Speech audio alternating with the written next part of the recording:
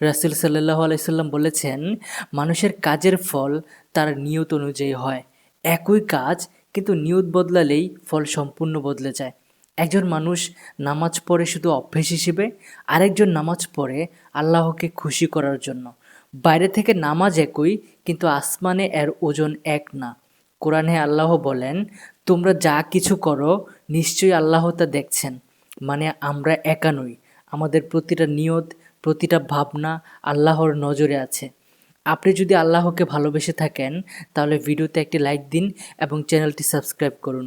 রাসূল সাল্লাল্লাহু আলাইহি সাল্লাম বলেছেন, একজন মানুষ সারা জীবন ভালো কাজ করে কিন্তু শেষ মুহূর্তে নিয়ত নষ্ট হলে সব হারাতে পারে। আবার একজন মানুষ অনেক ভুল করার পরেও শেষে খাঁটি নিয়ত নিয়ে আল্লাহর দিকে ফিরে আসলে আল্লাহ তাকে ক্ষমা করে দেন। এজন্যই ইসলাম আমাদের আগে কাজ না, নিয়ত ঠিক করতে শেখায়।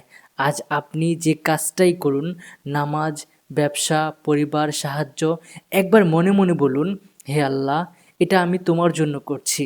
হয়তো কাজটা ছোট, কিন্তু আল্লাহর কাছে এর ফল হবে অনেক বড়।